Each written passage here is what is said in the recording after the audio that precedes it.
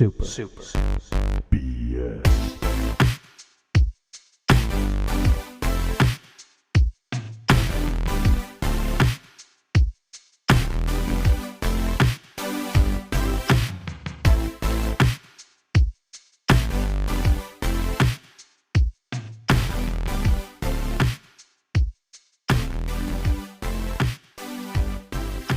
We did it! We're here! Another week. We made it one more week in 2021, and you made it to the Game of the Year podcast, part 2. It's your lovable baby boy, Brank, and this is Super BS, a podcast about video games mostly. We did it. We got him out. He's no longer part of Super BS. He thought he was going to do it. We did it, guys. The evil J Jankerson Jolly the Third. We decrowded him and defunded him and deplatformed him. We did it, guys. So who am I going to be joined by today? Who's this new voice in video games? This is just this is not Jank, and I'm representing my new platform, Broler. Have you heard about it? Broler? Yeah. Oh, I love Broler. For all the bros who are just for bros. Broing it up, you know? It's a good, clean place for kids, mainly. It's a kid-friendly environment. Some good bro fun for all the bros. And 8chan are all the kid-friendly websites for you. I'm glad that I got this new voice in video games. I just want you to know your predecessor was evil. Okay, we got him out of this place. We had been rooting to get him gone for a long time. I know.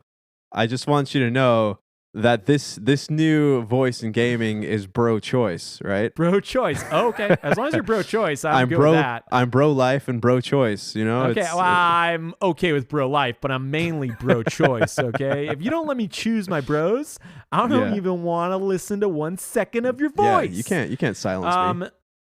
As all of you know, we are not talking about politics at all. We're talking about bros and fun things like that. And all of these jokes are jokes, okay? So don't try to deplatform us, please. But we are Super BS, and we're here to talk about the games of the year. This is our part 2 of our podcast. You thought we were just doing one Game of the Year podcast. You idiots. You morons. I like to offend people right off the bat. J Jolly, I want to show you how we do it here on Super BS.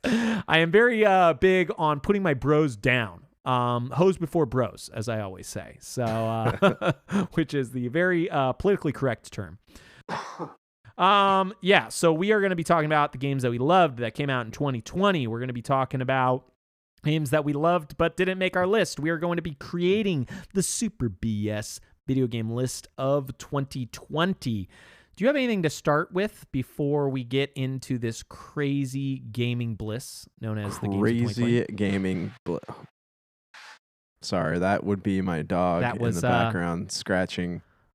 He didn't like that. He didn't like that one bit. You knew J Jolly. The fact that you got a dog who doesn't like you, this is already strike one. I hope we don't have to start the impeachment of you, because I've been trying to figure out. It took a long time to get you the last J Jolly impeached. Dogs before bros too, I guess, is another policy that Broler represents. Woofs before bros, bro. I know exactly what you're talking about. I'm a woofsman myself. I love them. Anyways, let's get this started, man. Let's do this. Let's just jump into this whole thing. Speaking of dogs, we have a friend of the show. You know him as Big Dog. He gave you his list. You want to go over the top 5 and we'll talk about some of those? His top 5 games of 2020. I don't. Okay. I guess I'll read it because I'm putting J Jolly on the spot. This is a spotsman type thing. I'll give you the number 5 while you look up the rest of the list. Big Dog's number 5 game of 2020 is Star Trek Online, a game that most assuredly came out in 2020. Everybody knows Star Trek Online, that big 2020 hit. It definitely did not come out in 2010. So I don't know why this would be his games of 2020 or what on earth he is thinking about. Do you? J Jolly, what's going on? What's going on with Big Dog's number 5? I don't know. He's a big fan. They updated it in 2020, so I think that's his. How did they update it? I don't know. They added things onto. I don't know. I don't play the game myself, but he's very fond of it. So that's what I'm getting at here. Oh, actually, I was wrong. That was his number 4 game of the year. You want to take a poke at what his number 5 was? Number 5 was Overcooked 2. Yes. Okay. That is. I think. Did that come out in 2020? I think it's 2019 game. That's a 2019 game, but Yeah. he obviously played it a lot in 2020. So We're actually wrong. That was a 2018 game. You know us on Super BS. We are big on the facts. But they did put new characters in it during 2020. So maybe that's where maybe he played the whole campaign as the Muppets chef. Yeah, the Swedish chef and the Swedish fish. They added them together. Swedish fish. Swedish fish chef. So his to be fair, Overcooked 2 is great. I love that game. It's a great game. Very fun. For sure. As everybody knows, this last year we've been told that we must meet in groups larger than 100. So I've been bringing all my friends over for couch co-op Overcooked 2. They said we got to do kisses on the cheeks. So after every match, I kiss on the cheek, sometimes the mouth. I'm just trying to live that safe life. Being safe. I follow all the signs that say kiss everybody you see. Okay, so I did his list out of order already. Strike one against me. So his Overcooked 2 was his number 5. Star Trek Online was his number 4. What is his number 3? Number 3, he's got the Old Republic. Wow, also, another great 2020 title. Yeah. And by great 2020 title, I mean not a 2020 title at all, but probably something he played in 2020 and still enjoyed. I want to say it's like 2014, right? Somewhere around there. 2011. It came out. I remember I was living in China and people were talking about it. And yeah, where does he find time to play all these MMOs? His number 4 and his number 3 are both MMOs. He's like become a big PC gamer as of late. So I think that's where his like number 2 and number 1 are coming from. Okay, yeah. Share with the fans his number 2, because I have never heard of this. I'm actually looking it up right now to try to figure out what it is. Men of War Assault Squad 2. I don't know what this game is either. I'm assuming it's like a free-to-play type thing, but I could be wrong. So it looks like it's strategy. I think it's a strategy game. I'm going to jump on the Steam forum. Yeah, okay. It's an action simulation strategy. I don't know if you play as any of the characters or it's all a strategy game.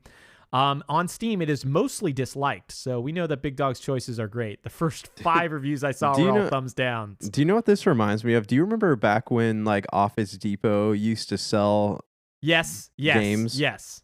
So yeah, you would go and you'd find just like a plethora of games that you'd never heard of, and they'd be sold in the little like disc packs or the triple packs. I remember Office Depot also sold PlayStation games when they first came out. Oh, I didn't know about that, but I feel like I picked up a couple of those Office Depot strategy games. They were always war games or like police games, but it's like amazing to think how many of those came out, and just the fact that you went to Office Depot and you could find them there. Yeah. Oh man, I miss the non-digital age of PC gaming, because that was just so much fun to get those CDs and put them in your drive. Age of Empires 2. Oh incredible. My gosh, Age of Empires, yes. So I think we're finally at Big Dog's number 1, which feels like it's taken a year because none of these games, we don't know anything about them. Tell the people what his number 1 is. Number 1, I got Crusader Kings 3, and this is one that we have talked about recently. I've never played it. I don't know anything about it, but it was on a list of games that was released, and when we were talking about like what we wish we could have played. Yeah. But I don't I didn't want to play it. Did you? You know what? It's not my type of game anymore. It's like one of those games that take forever to play. But I was interested in it. It was nominated for the strategy or simulation game of the year at the Game Awards, or not game of the year, strategy or simulation nomination, strategy or simulation game nomination at the Game Awards for 2020. It's supposed to be incredible. We've talked about it a couple times, but just how silly all of the systems are in there and how many of them there are that can go together. But yeah, I don't know, man. When I see a game like that, because I want to say I booted up Crusader Kings 2 years ago, it's just something where it's like, I don't see myself ever getting into this. Has Big Dog talked to you a lot about this one? Because it seems like a crazy one. No, he has not. We don't like talk about, we talk about games, but we don't like, when we talk about games, we mostly talk about stuff that like we have memories playing together. Okay. Like, I don't know. I don't play PC games, so we don't really have a lot of conversations about this. What are you talking about? You're the number 1 PC gamer. You spent $700 to get your... Number one PC gamer on my 2012 iMac. Yeah. You were the one who spent the $750 for the scalper to give you that RTX 350 card or whatever it is. I'm wondering what that card's number now is. 3080. You were the one trying to get that RTX 3080. You spent the extra money to get that early, right? You didn't want a Series X. You said that to everybody on the podcast here and now. Exactly. Don't want it. Well, that is great, Big Dog. We love it. A lot of your games do not help us at all with our Game of the Year list, but we love you and we appreciate your advice. We will not look into any of those. You have another co-pilot on Topicopolis that also is a friend of Super BS and shared their list, all 5 of them. You wanna give that list a toot? All right, so you gotta with our resident meme lord here, Brett. You have to remember that his games, like, he might not have actually played them. He's one of those people that like watches people play games as opposed to actually like plays them. I know for a fact he did play a couple of these. Wait, so some of these games he didn't even play? He just watched someone on Twitch play them and they made his top 5? I don't know. It's a high possibility. So I just want everyone to keep that in mind. All right, so starting at the top of the list, I know for a fact he did play this one because he talked about it. Cyberpunk 2077. Nice. Okay, that's a really great game. We're going to talk about that a lot this episode. So yeah. He has at number 4 Assassin's Creed Valhalla. That's a really shitty game. We will not talk about that at all on this. Just joking. No, it's pretty good. Not at all. Number 3, he has Ghost of Tsushima. Nice. Which I know that is one that was high up on your list. We will not be talking about that at all today. This is it. No, so far I like his list. He's got good taste. Okay, at number 2, he's got Animal Crossing New Horizons. This is one that I did want to play but never got around to. I've heard great things from everybody. It's hard for me to consider that a number 2. We'll talk about it a lot this episode as well because a few other people mentioned it, a few other friends of the show. I originally supported that game on my top 5 as well, but if I had a top 10, it would have made it. It will not otherwise. All right, and at number 1, we got Genshin Impact. Again, one that I've never played, but I've heard good things about. Don't think I'll ever get around to playing it, but people like it apparently. Yeah. I'm interested in it. It supposedly didn't run the best on PlayStation, which is the only console it came out on at the time. It's supposed to come out on Switch later, which I imagine it will run even worse on. It looks like Breath of the Wild, so I definitely would have given it a shot. I hate playing games on my phone and my computer, and those are like the best ways to play Genshin Impact. If I ever manage to find a PS5, I might download it, but I've also not paid for PS Plus for many years, so I would have to subscribe to that again. You do know what this one is, right, J Jolly? Genshin Impact? Yeah. I know what it is. I've never played it. Well, you said it was your favorite game of 2020. 2020, yeah. You got me. We started this. You love anime and you love Breath of the Wild. So there it is, man. This is Dragon Ball GTZ Zuckerberg the Second. This is this is good. New game. Yeah, Zuckerberg Ball. Have you heard? Yeah, Zuckerberg Ball. Everybody loves that one. Yeah. It's gonna be the next FIFA, they say, where you're just you kick Zuckerberg's head across the mat. Everybody loves that. Okay, that's a joke. There's skins you can buy called free speech, and it's just you're not allowed to use those anymore. Okay, those were a thing of the past. We're gonna debate about why free speech was useless, friends. Okay. No. Honestly, I can relate to Brett the meme lord's list way more than Big Dog because I think out of Big Dog's list, I have only played one of those games. Actually, those are solid games. Does Brett have a console or does he PC game or Switch or what? He PC games. Okay. He's a PC gamer. Does he have a Switch? Yes, he has a Switch. So he at least played Animal Crossing, but we're not sure about the rest of these things. Yeah. Now to get to the old Super BS friendos. Actually, let's go to one more side character from old Super BS history, Churn. Okay. If everybody remembers Churn from that one episode where we had him on, I see J Jolly's face. He totally remembers Churn. I'm actually not sure if you were on that episode. That might have been one where you couldn't make it. I was. I remember Churn. I can't give you Churn's real name. Okay, this is he's the one that shops for games at like a bargain, right? Or he's like me. you, or He's like me. Okay. Yeah, I remember him. Yeah, let's do Churn's top 5. It's still one of my favorite nicknames from Super BS. Just awesome and dumb. Okay, his number 5, Cyberpunk 2077. I think you're gonna notice a pattern with that game coming at number 5. I think it's good, but it came out way too late, so nobody had a chance to finish it before they gave us their lists. His number 4, Command and Conquer Remastered. Okay. I forgot that came out this year. Yeah, that's right. I really wanted to play that. Did you get a chance to try it out or no? No, I didn't play the remaster. The videos I saw looked pretty nice. So Man, I loved Command and Conquer as a kid.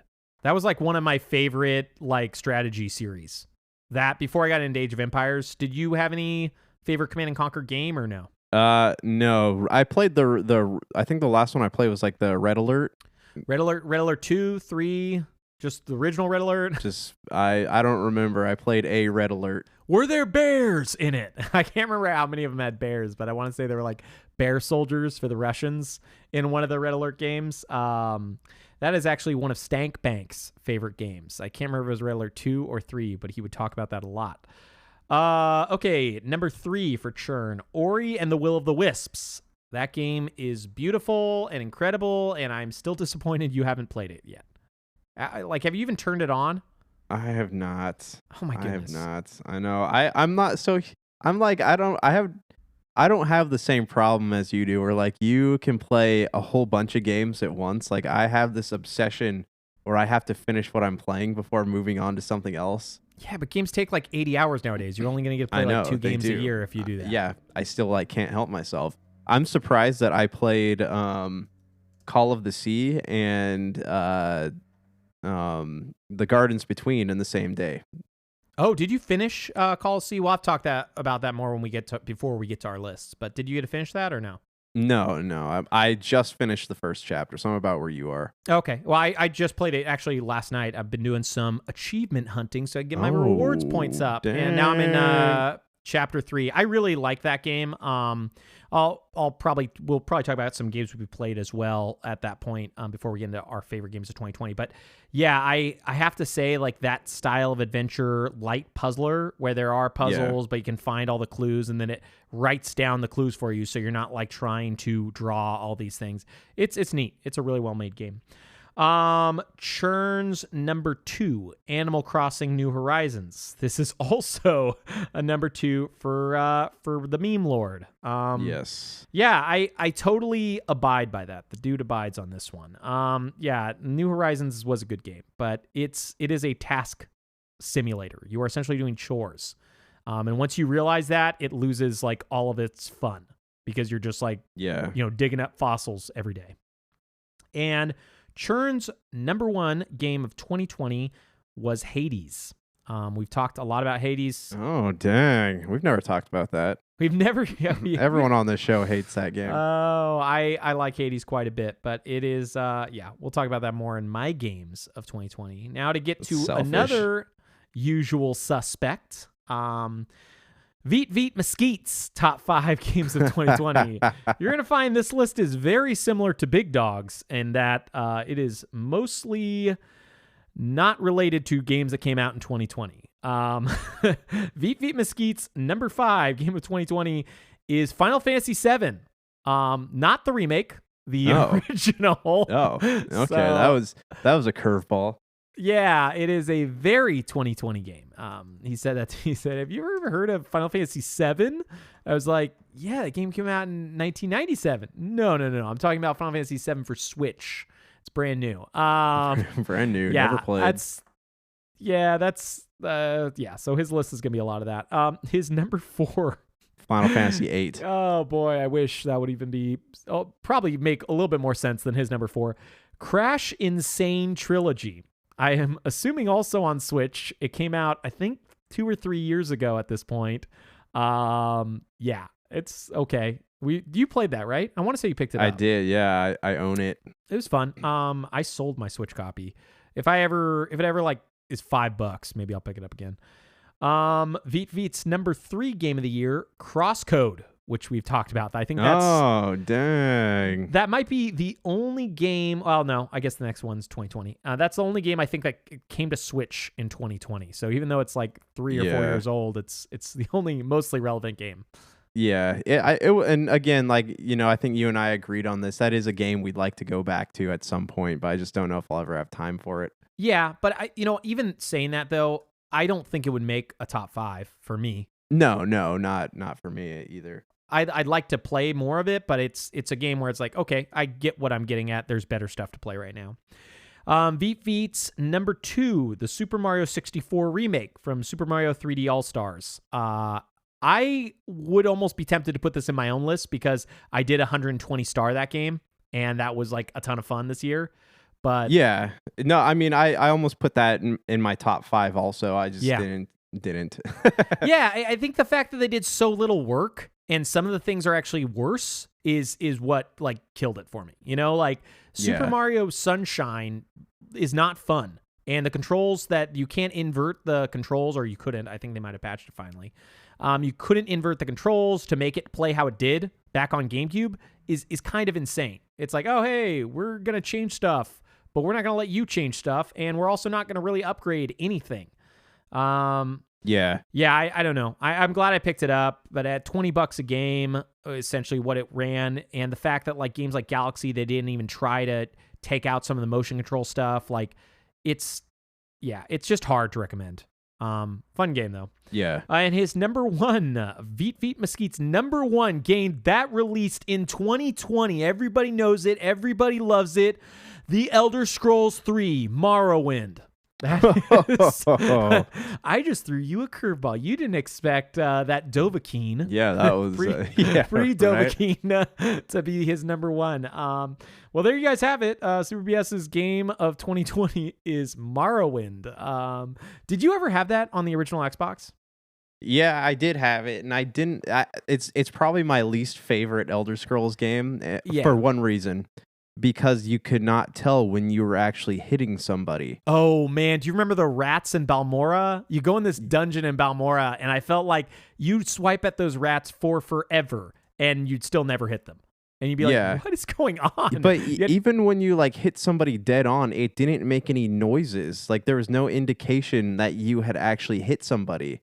Yeah, it was... Yeah, it's a janky game. I know a lot of people who like it the most because it was broken. Like you could get your athletics up and then take off all your armor and literally jump over buildings because you would get... I remember watching a friend do that. He got like his athletics up and he like gamed the system and like had his character had like the button pressed down. There was like I forgot what you did. You like put like a rubber band on your controller and watch him later just hit a guard and then jump over the city walls. Have you ever like tried to get achievements like that though? Like you would put rubber bands or something on your controller. I remember in Blue Dragon.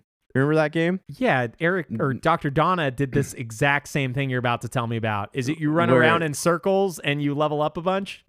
No, there's an achievement where you have to like hit the A button so many times to get something to happen. Oh, okay. And I took I was over at I took my console over to a friend's house because like he's can hit buttons a lot faster than me.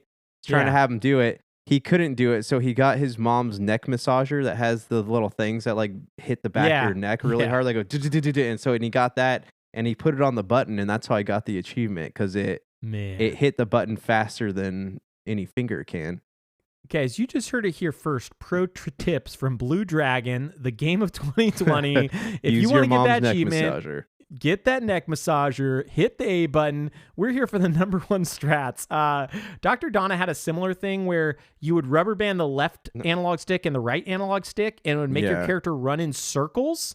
And there would be an area where you would beat the game. Like, I think that was the style of RPG where if you were overpowered, it would count as an auto win. So your character would just run in circles, like killing every enemy. I want to say that was his thing. He showed it to me once, and I was like, oh, okay. I didn't really understand what was going on. I never really played that one. I know it's like really well liked because it's Akira Toriyama or whatever his name is. Dragon Ball. It's a pretty good game. Yeah. Okay. An old compatriot of Super BS, Stank Bank. When I was writing that down, I just couldn't believe that was the nickname. But makes sense because he puts everything in that bank and he stanks. He wrote in Hearthstone because I don't really play games at all, you nerds. And those were his exact words, okay? He was too busy working on the new stock corner to be able to play any games this year.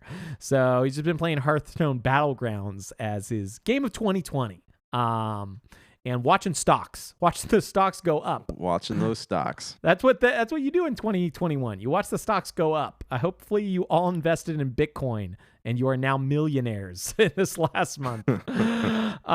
Okay, and our old friend Dr. Donna gave us only 2 games for his top 5 of 2020. So there were the top 5 games he played in 2020 were Hades and Yakuza Like a Dragon, no particular order. So 2 number 1s for the top 5. Those are both great games. I think Dr. Donna liked Hades a lot more than I did. You didn't get a chance to try Hades ever yet? No, I did not. Okay. You should. I think it's been on sale a couple times. You should try it at some point. You might love it. I'm definitely the type of person who did not like it as much as I wanted to. With that, let's get to a breaky poo so we can come back and get to our lists. Super BS. Okay, now we're back. It's ready to talk about those games that we loved and the games we didn't love so much. By that, I mean just the games that didn't make our top 5. I think if we did a top 10, this would have been a really easy list for me. But because we did a top 5, I really struggled with this list. I've personally spoke about how I picked up Immortals, Assassin's Creed Valhalla, and Cyberpunk 2077 within 2 weeks of each other. So I haven't really gotten too deep into a lot of those. And even I've been changing this list even since I wrote it originally. So there was a last minute exception. So before we kick off our list, do you want to talk about any games that you liked? Kind of like honorable mentions, but. Okay. Yes, I have a few. A couple of them aren't 2020 per se. Okay. But that's fine. Like, I enjoyed my time with them this year. I'm going to start off with a game called The Gardens Between. Yeah. It's on Games Pass. It's on Games Pass. Yeah, you could play it. It's a game where you manipulate time. You can only go forwards and backwards. Like, there aren't any other mechanics in the game. There's no jumping. There's no climbing. Yeah. You're literally just going forward and backwards. And there are other things that move around the maps. And you basically have to, climb to the top of this thing. It's an indie game. And it's a total indie game in the fact that the music is really good and you're exploring some theme of lost friendship normally. It's about these 2 kids who they're in a treehouse, a storm happens, and then all of a sudden their entire lives are spread out over this mysterious ocean, and you go to these little islands, solve the puzzles, regain their memories. But it's a fun game in the fact that you have to think outside the box to get it done because they're things that move across the map. So you have to rewind time, freeze something here, go backwards, grab something, move forward. It's a lot of puzzle solving, and that's something that I admire about it because you don't have to sit down and dedicate hours to this game. You can just kind of sit down, take 30 minutes or so, knock out 4 or 5 levels, and then you can come back to it later without feeling like you're missing anything. It's also incredibly short. I think the whole game is only 2 or 3 hours. It is incredibly short.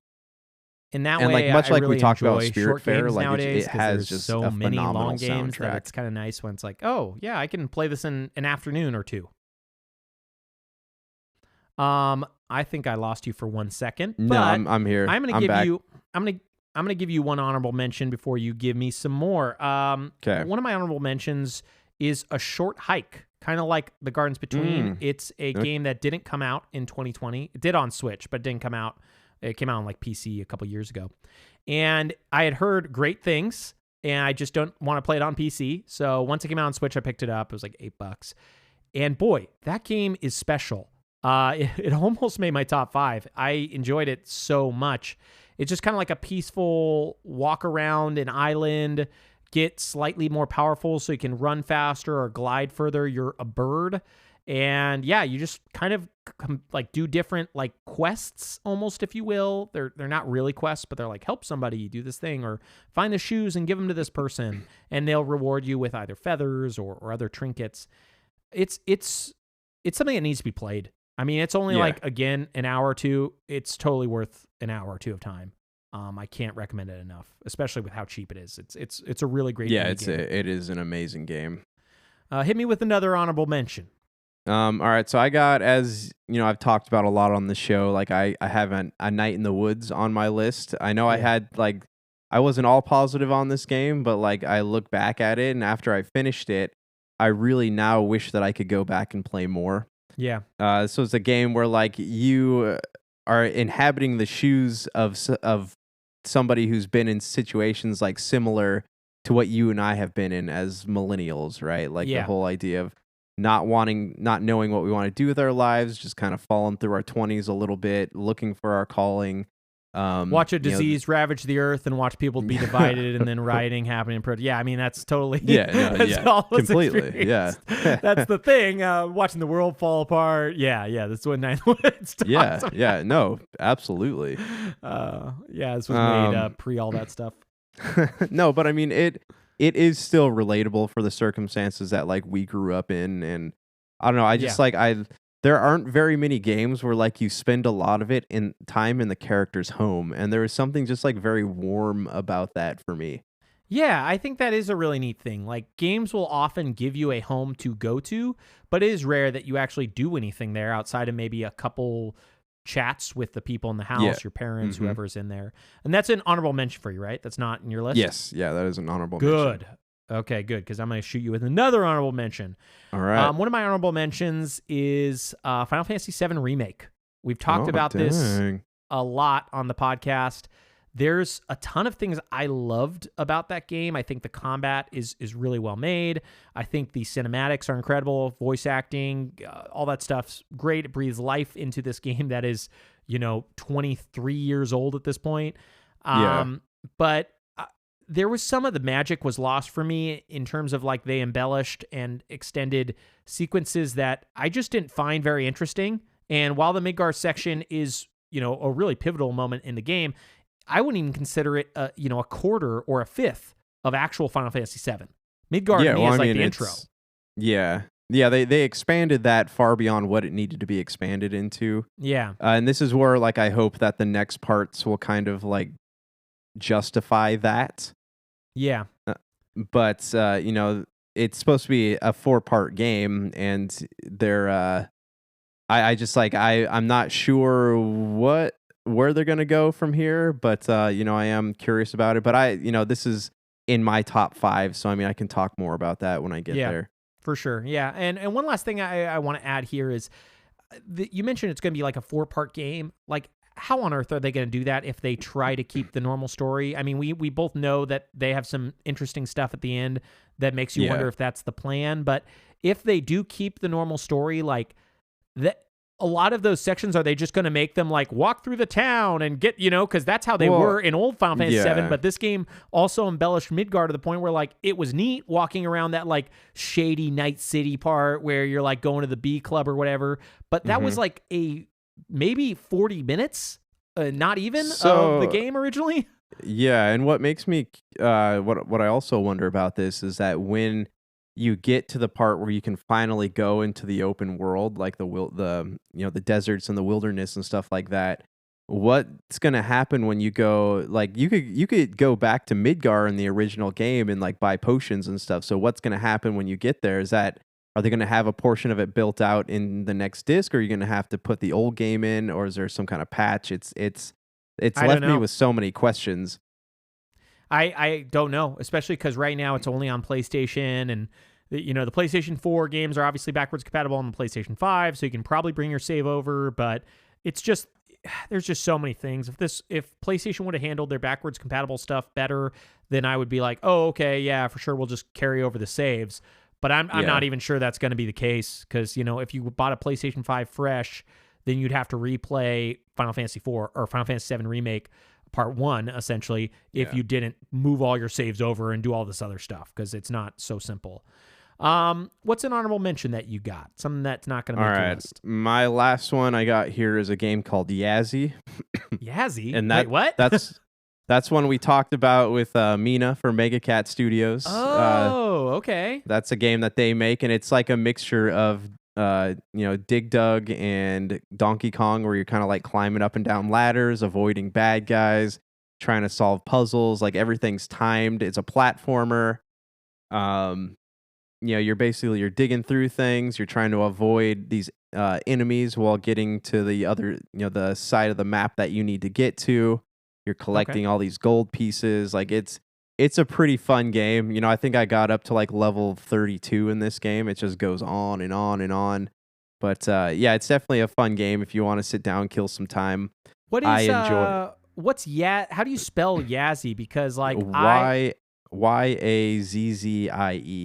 Oh, okay. Because I tried a couple variations, and wow, to be fair, it's pretty hard to find. You have to do Yazzie game Mega Cat to be able to find it if you're just like Google searching it. So it does look neat, and it looks like you can get it on Mega Drive cart. Is that how you played it, or did you play it digitally? Yeah, I played it on the Sega Genesis. Oh, neat, man. Yeah, that was a really fun interview. Hopefully we can bring her back on, and we'll talk more about that stuff in the future. They mentioned that they have other games they're working on. But yeah, they make so many interesting things, and I just love that somebody's still spending that time. There's lots of other people doing this too. Yeah. Spending that time making games that you can play on these old consoles. It's just neat. It's like a weird, niche thing to do. I got a couple. I'll try to run through them so we can get to our list. But one of the games that made my honorable mention that was very close to making my list, Gears 5 Hive Busters. Okay. It is a single-player expansion I mentioned a couple times on the podcast. It's great. It's everything that's good about Gears without the fluff that I found in 5 and without the length that I found in 4. And honestly, a 3-hour Gears game is perfect. Like, it is just so much fun to just run through that world. It's a very colorful world. Lots of fun weapons. It's 3-player co-op. I've actually been wanting to play it again with friends just because I played it first solo, and it's just so much fun. I just kind of want to replay it a second time. Like it's all right. Good. I mean, I do want to play it. Is it? So you said 3 hours. So that's like half the campaign time of one of the old Gears games, because you could play through the other Gear games in probably about 6 hours if you sat down and played it without stopping. Yeah, I mean, it's only 6 chapters. There's no acts. So you know how most Gears are like Act 1, 2, 3, 4, and each of those acts have 4 or 5 chapters. This is 6 chapters total. Just that's it, the game. All right. Yeah, that sounds fun. And it's a new set of characters. You don't really have to have any knowledge outside of, I guess it's good if you know what the Locusts are, but even that, it's pretty easy. Like, oh, they're weird monsters. The other stuff that I wanted to mention, and I talked about some other people, so I'll just say Animal Crossing New Horizons. I think during our summer, that was on my top 5. That game slowly over time lost me just totally. Like, I haven't turned it on since May. I have no interest in ever turning it back on again. And as much fun as I had when I played it, it's hard for me to put a game on my top 5 that's like, I don't really ever want to play this again. And by the time I was done with it, I realized it was essentially me doing a bunch of chores, and it wasn't a lot of fun.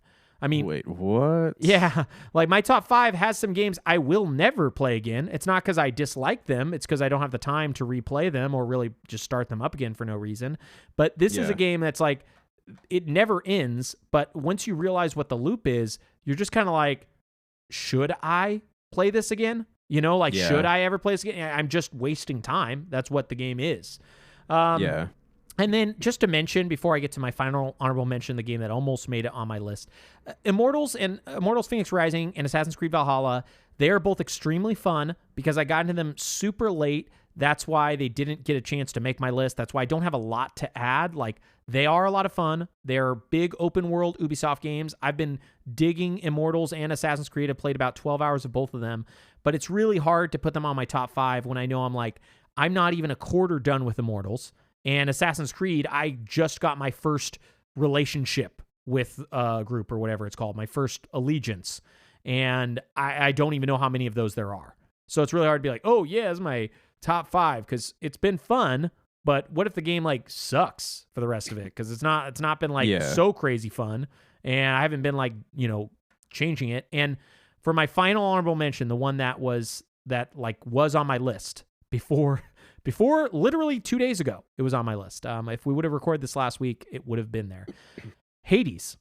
Hades was originally one of my favorite games this year. I do like Hades. I think it's great. I went back and played it once just a week ago. It is a roguelite. It is probably the most well-made roguelite ever. Supergiant Games, the creators of Bastion, Transistor, Pyre,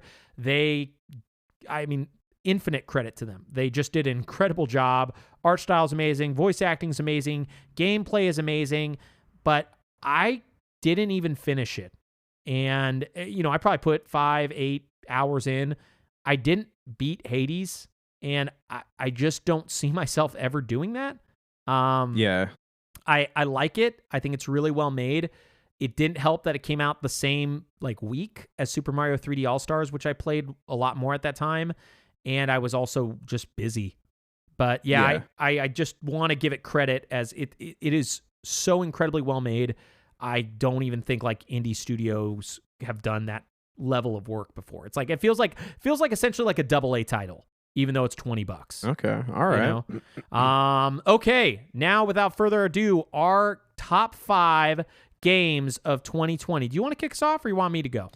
Yeah, I can go first. This is one that we did talk, or you talked about in your honorable mentions. I have a short hike on Switch on mine. Nice. Just because this game came at me at a time when I was just working like a dog, and I'd come home, be too tired to stay up and do anything. So I just kind of would turn on the Switch, lay in bed, play a short hike. It's a short enough game where it was it relaxed me, and I was able to kind of dive into this world and solve these tasks. And I don't know, there's something very nostalgic about it because you walk through this world and you're going through campsites and there's lakes, and it just kind of reminds me of being a kid. And I think that was one of the best things about it, where nature had this element of mystery and wonder to it, and they do a good job of capturing that in the way the game is played and in the way the music plays. It's a very, very well made game, and it's excellent for killing a few hours. Yeah, and I think it helps capture that sense because the graphics are very reminiscent of Super Mario 64 up-res. Yes. That's what a lot of the character models feel like. They took those, made it isometric, and then you now run around the island top down, kind of running around and doing stuff. That game is incredible. I really, or if this end of this year wasn't so powerful, it would have made my top 5 as well. Yeah. My number 5, which was it was literally thrown on here just because I've enjoyed so much of my time with it. I felt weird not putting it on because I definitely think it might have even gone higher up my list if it would have come out earlier, not had problems, etc. You probably know what I'm about to say. Cyberpunk 2077. Yeah, I originally didn't play very much of it because I had an Xbox One X and it didn't run great on that. And I got the Series X and I had a bunch of other games that I was playing at the same time. And I was like, oh, let me wait for it to get patched more. But I kind of was like, as much as this world is dark and hard to be in, it is so interesting. And that feeling of being in Blade Runner, the game, this world that is so well designed and the acting is incredible and the character models feel lifelike and everything is just so well produced. The money, you feel the money. Kind of like Last of Us Part 2. You just see that money oozing out. It's weird to give it to a game where it's oh, there's a lot of money in here. But it's just no other games could attempt to do that. Seeing those skylines off in the distance in the night with the neon lights, or finding these androids, or doing a reboot hack, or going with my katana and running in the middle and chopping dudes' heads off, or shooting a sniper rifle that goes through walls, because I have that tech ability. I'm not even I'm 12 hours in. I'm probably not even 30% done with the campaign. That's why I almost didn't put it on here. But it's great. It is good. Is it the game I expected? No. Is it the game that I totally wanted? No. But I can't stop seeing what's happening in the story. I just want to keep watching what's going to happen over and over again. Yeah, and like that is one that I do want to play. Like I said, like I had every intention of playing it, but I just heard all the things about it and ended up getting Yakuza Like a Dragon instead. So I mean, Yeah. when as soon as I have some downtime, that will probably be the next game I play after Yakuza. Oh man, you're in for that will be a long time then, man. Yakuza's a long game. What is your number 4 game of 2020? So my number 4 is Assassin's Creed Valhalla. I have actually played this game. Nice. And No, I played 12 no, hours no, of it too. I'm not talking about you. I'm talking about meme lords. Oh, nice. So this game is, again, I've said this before, not as great as Odyssey. Really, like Odyssey just hit the nail on the head for every great thing that Assassin's Creed has ever offered.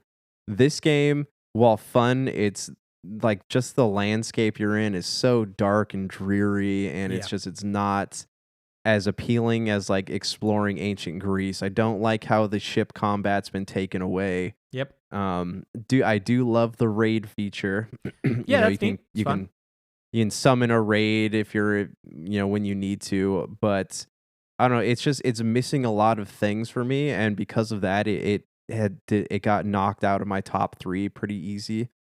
I have after you pointed that thing out about Layla Asan becoming like more man-like, I started to notice that like this game it's either catered towards like being a female antagonist, or it's like catered towards like the community of the bi community, I guess, where like you are comfortable with like different sexualities, and that's not a bad thing, but like it's been kind of annoying for me because I'm about, I want to say, 30 hours into the game, and like I have encountered, as the male protagonist, I have encountered 4 men throughout the story that have wanted to like have sex with me, and no women. Oh yeah, and so that's a very popular thing now in games. Yeah, it's just that's been a weird thing to me. Where in like Odyssey, there was a lot of options. Like if you chose to take the straight path, like there's a lot of things for you to do in there. So that's one thing that's been kind of weird for me with this one. Again, not that there's anything wrong with that if that's your choices, it's just not mine. Yeah. But is mixed with that and like the gear, the lack of gear in the game, like it would have made my top 3 if it weren't missing so many like vital parts for me that make Assassin's Creed. But I'm hoping as I get closer to the end, I'll start to really like, I don't know, connect more to the narrative. But I am digging my time with it so far. I just wish that it were a little bit faster. Yeah. Do you also feel like the combat is arbitrarily obtuse? Like, I feel like there are so many things where Odyssey and Origins and 2 and all the other Assassin's Creeds, like, the combat was just easier to read. I feel like I don't know what I'm supposed to do with some of these guys. And I played 12 hours. And like having the dual weapon, being able to counter, but you have to press the left button instead of the right one. Yeah. And the combat is so slow and clunky because you're using all 2-handed weapons. Yeah. That was something in Odyssey I really loved, was just how swift the combat was. You had your spear and your sword, but in this one it's clunky and slow because you're using all 2-handed heavy weapons. Even the great swords don't move very fast. Yeah, it's a weird complaint, but yeah, I totally feel that. I totally echo pretty much all of your statements, especially the ones about England not being very interesting. Like I find myself it's really difficult for me to follow the mysteries in the game. Like like I just don't care enough. They're like, I see the green dot, I'm like, if I pass over it, great. I also feel like they make some things like difficult to discern. Like I was doing one of those and I was supposed to follow this character to find this light, and they don't want to tell you where it is. But it's also like so much of that game holds your hand that when they don't hold your hand, it feels really strange. Like, okay, where am I supposed to go with this guy? He showed me all the other ones, but I don't know where to go now, like, yeah. And then about the female protagonist stuff, I do think that stuff's strange. I think if you want to do, bi relationships, Cyberpunk did a great job. Cyberpunk has one straight relationship, one gay relationship for each gender choice. So you pretty much have your options. Hey, you do this one, you got each of these choices. So it's just really simple, really caters to everybody, and is equal. if that's a Yeah. good way to do it. Obviously, we're seeing some like different stuff, and you and I are both whatever all of our terms are supposed to be, heterosexual, heteronormative, all the things. So we can't really comment on all these things, but it is weird when you see that in games where it's like, oh, the last one you had me bone like 20 women and now I can't, like it's like this weird thing where it's like Odyssey was pretty fair and Origins was fair on the other spectrum. And now it's like, or just, what? I was talking with a friend about this. Just take out sex out of your game too. You can just do that too. Well, because you're asking and you're setting people up to like make comments that are going to get them in trouble. Yeah, just take sex out of your game. Like, not every game needs to have like sex in it. Not every game is Game of Thrones. My number 3, and this, like I said, you already do your number 4? Oh, I didn't. Oh, thank you for letting me know. I almost skipped one of my favorite games. Ori and the Will of the Wisps. Ah, yes. That game is incredible. When I was making this top 5, I knew what my top 3 were. I did not know 4 and 5. And I thought a lot about it. There were a bunch of other things I was thinking about putting on, but I'm so glad I remembered Ori, because Ori came at that time when the world felt like it was crumbling in March, and I was playing it. And I think it might even come a little bit before the pandemic, but I didn't really get a chance to play it till that point. And there's just something so peaceful and so beautiful. The art style is incredible. The music is wonderful. Like, I can't recommend it enough, especially if you're a Games Pass subscriber and it's free. Like, it is one of the best Metroidvanias. I think the only one I can think of that I like more is maybe Hollow Knight. But even then, like, I don't know. Ori was so much fun. I can't say I disliked it. And I even played it when it was janky as can be. So, like, now if you have a Series X, it runs, if you have the TV that can handle it, 120 frames per second at 6K. So it's like, it's a game that's worth trying. And just, it's so beautiful. I cannot say that enough.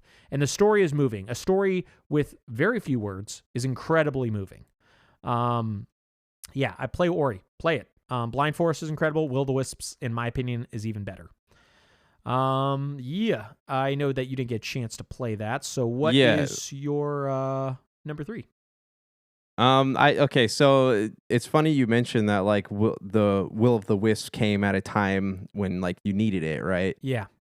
That was like the Blind Forest is kind of revolves around that theme, right? Like, everything around you's decaying. Like, everything that you used to know, everything that used to be so beautiful is falling apart. And that's kind of what I always loved about that game, is because, like, there's a lot of nuances to it that can be compared to the real world. And I don't know, there's just something about how those totally games make you feel. Hey, can you hear me? I'm hoping you're talking. Can you hear me? Yes, I can hear you now.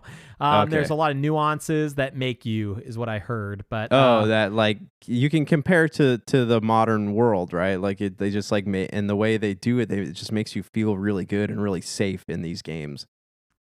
Yeah, I think there's also this sense of renewal that they have in Ori, in both of them, in Will of the Wisps and in Blind Forest, where you go to a decrepit, old, decaying place, and you go and kind of deal with the evil within it, like the darkness, and you get rid of it, and you make this beautiful thing. That's still in Will of the Wisps. That stuff is still really cool and just incredible to see a place that was like dark and dull, and now is vibrant and beautiful and full of life.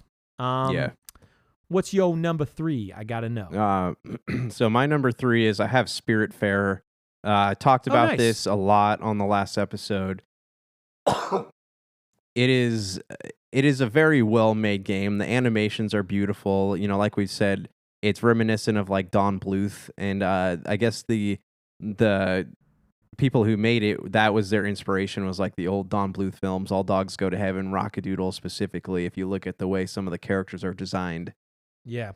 The soundtrack in that game is really beautiful, but there's just like something very, much like a short hike, like there's something very calming about it. And the fact that, like, you spend so much time on this ship, like, it feels like home, just going around and talking to all the people. And I think they do a great job at, like, handling this topic of death that people are afraid to talk about just because it makes them uncomfortable. It's like when you go to you have a relative that dies and you're at the funeral and people keep coming up to you and saying, "I'm sorry for your loss." Like, they're not actually sorry, but they just don't know how to handle other people's grief. Yeah. And, like, this game approaches that very well. Yeah, it's totally understandable. This year more than ever, we've been dealing with, society at large dealing with death and mortality, and nobody Yeah. knows how to deal with it. We've just nobody understands it, and it only affects really the people who are being affected by it. It's hard to have that empathy because not everybody has that. You just can't. That's not your father, your brother, your mother, whatever. And it's hard if it's not happening to you to really know what people are going through. Yeah. And, again, like this game does a great job of like talking about that stuff, talking about grief, talking about how to let people go, how to be there for others in their moments of need. And, I've never seen a video game do that before. And because of that, this game really sticks out to me. And it has had I would say a profound impact on the way I look at games. Yeah. I don't mean to invalidate anything that you've said at all, but did you actually finish Spiritfarer? No, Okay. I was just curious. Yeah. I didn't either. I need to go back to it. I played less than you. I probably did like one. I don't even know if I did a boat upgrade. I got to the shark, so I think I think you have to do one with him. But yeah, I was just curious how it ends. I really don't know. Okay, yeah. I mean, I haven't gone that far. The last part I played was where I had to actually start like mining things in order to get upgrades. So I've probably been through like 4 or 5 ship upgrades. And, Oh, okay.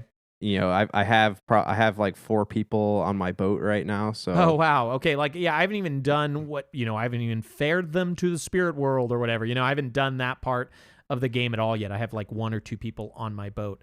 I don't know if you get everybody on there and then you take them or you take them piecemeal. Like, I still don't understand that part of the game. I've had a blast playing. I need to get back to it at some point. This has been an incredibly busy year for good games. Yeah. My number 3, and you could probably guess what it is because it's pretty, I've talked about that a lot this year, is Ghost of Tsushima. Oh, I knew it. Yeah.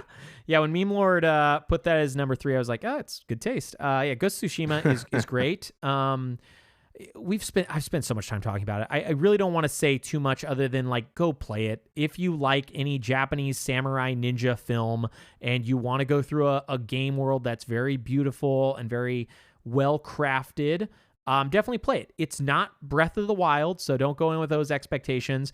Go in expecting an Assassin's Creed game set in like kind of Japan essentially, and I think your expectations will be met. But I definitely recommend to everybody who plays it, don't do all the side quests because some of them are very arbitrary. Yeah. Well, what's cool about this is that like it's created this fan base. I don't know if you've read, but like there's people are now raising money to restore the original Tsushima shrine. Oh yeah, I caught the headline somewhere. I can't remember where, probably a gaming site, but I didn't actually get too deep into it. But yeah, that's really neat, man. Yeah. This is one of those things where it's like, boy, if we could travel internationally, I would love to go to Japan and see Tsushima because the island seems like it's incredibly beautiful. Yeah. That game it's incredible. Wow, I didn't even realize where the time was flying. Sorry, friends, we've only got a couple more to talk about each. What is your number 2? So number 2, I got Mario Kart Live. I have like this is I don't know. I guess I call it like a guilty pleasure game. Like I didn't even know you got this. You never talked about it once. I got these. The girls got these for Christmas, and I was setting them up for them last night, and it is such a fun game. Oh my gosh! Like it is. It's Mario Kart, but they do this cool thing where like it looks like you're going faster on your screen than you actually are. Okay. And I don't know, I've just had a blast with this, like especially going around the house and the dog, like scaring the dogs with the car. Like it's been a good time, man. I just wish that I knew more people that owned it so that I could play with them. Yeah. Oh, because you guys only have one car. Because you have to have two. We have 2, so each of the girls got one. Do you have to have their own Switches to play on it, or how does that work? We bought them their own Switches too. So Switch Lite, or what? What did you get for them? They're on Switch Lites. Oh, okay. And so yeah, me and Esprit have been racing with them, but I mean, they're fun, man. They're a lot of fun. Are they pretty durable? I've always wondered if they hit a wall, if they're just gonna blow up. No, dude. Yeah, they're super durable. The girls been driving them off like bumps and curbs and stuff. I mean, they've been running them into the dogs and the dog cages. They're pretty durable. Yeah. Okay. Well, that's a fun. Honestly, I would never have expected that. I wouldn't have even in a million years. It probably would have taken me 150 guesses to get to Mario Kart Live this year because it's hard for me to think of that as even as video game. It's like a toy product, Yeah. kind of like a Ring Fit, like, and even that Yeah. I think of as more of a video game.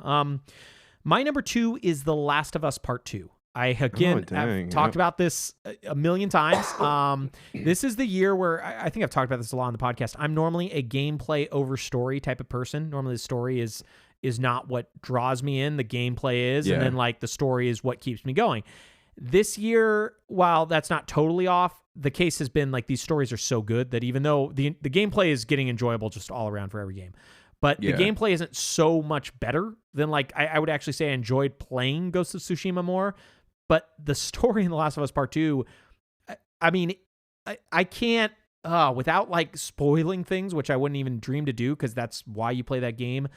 I will say it is a story of vengeance, and it is so powerful and so moving that while I was playing it, it was the only thing I could think about. I would talk, my wife does not like video games. I would talk with her about it, and even she thought the story was interesting. And there were so many well-realized characters and intents. And yeah, I don't know what to say other than if you have a PlayStation 4, specifically like Pro or PlayStation 5, play it. Like it's really good. Yeah, if you have some issues with like social stuff and a bunch of other problems, you might not like it. There is a lot of modern day things put into that game, but I feel like a lot of it is easily overlooked because it's not shoving it down your throat, in my opinion. They do that one time at the very beginning. There's something that sat with me wrong, but within like 30 minutes, I felt like those characters fit the part that I didn't feel like, I was like, oh, okay, I get what they were doing there. It fell off when I first met them, and now it feels normal. I love that game. Play it. If my number 1 wasn't so good, I would have had it as my number 1 game of the year. What is your number 1 game for 2020? So my number 1 game is one that we have talked about a lot. Okay. It's the only game I have on my list that I've actually like played to completion and enjoyed, and I have to say it's the Final Fantasy VII remake. Really? Whoa. Yeah, it's the again, like I feel safe putting this as my number 1 because I did play it to the end. Yeah. I did really enjoy the new angle they took with it. I loved exploring Midgar. I do have a bunch of questions, as we've talked about earlier, and a lot of the stuff we've just beaten to death with this game. But it really, like, I don't know, this was like my Animal Crossing. This was a game where like it came out at a time when everything felt so dark and dreary around me, and it was just like, so you wanted to go to a darker and drearier world. Well, it took me back to my childhood, and that because of that, like I felt very safe there, and it completely removed me from what was going on in the world. And I like as well as like liking it, I feel like I owe it a debt of gratitude, just because like I was starting to get into like a really bad mental state back then, and it kind of helped me through that. Yeah, I want to say it came out at a good time, and I've talked multiple times about my issues with it. Like you, I did finish it. I really liked it. I would love to actually replay it, which is weird that didn't make my list, even though I've considered going through it. It's not remarkably long. It's like maybe 30 hours. And the combat is pretty good. Also, I played it with like a busted Joy-Con, busted DualShock 4 that I didn't realize till I started playing Last of Us Part 2. So like my experience with that game was not less than perfect on a lot of occasions because the camera was moving at all times. I was like, what's going on? They really need to fix this bug. I didn't realize it was my controller. Man, that's I totally understand that number 1 choice. It is a good game. And if it comes to Series X, I'll probably pick it up again. I got it for relatively cheap on PlayStation 4, and who knows when I'll get a 5 and, whatever. My number 1, and, I wear my heart on a sleeve on this show, so I think everybody pretty much knows what I'm about to say. If you've listened, it's Yakuza Like a Dragon. That game is incredible. I was just talking with Dr. Donna about it today, actually, in our group thread. And, I can't say enough good things about it. It came out of nowhere, kind of, in my mind. Like I had heard about it. I thought it looked interesting, but I didn't think it was going to be as good as it was. I haven't felt so positive about a world. And, I said last episode that came out in 2019. It came out actually in January of 2020.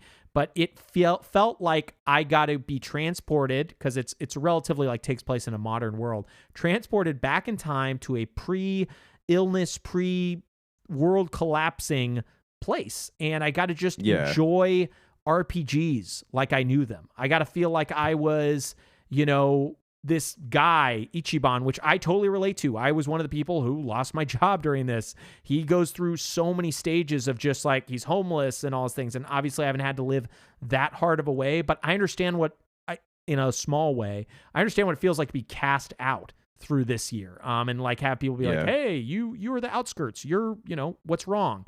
And Ichiban's a character that I can't always relate to all of his endless positivity, but he was such a fun person to be around. And his cast of characters around him were all great.